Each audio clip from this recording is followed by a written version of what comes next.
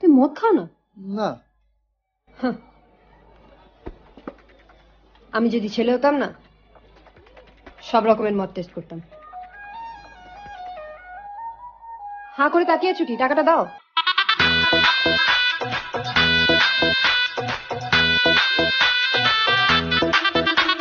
शगनानी रात रात सजना जी हॉट हॉट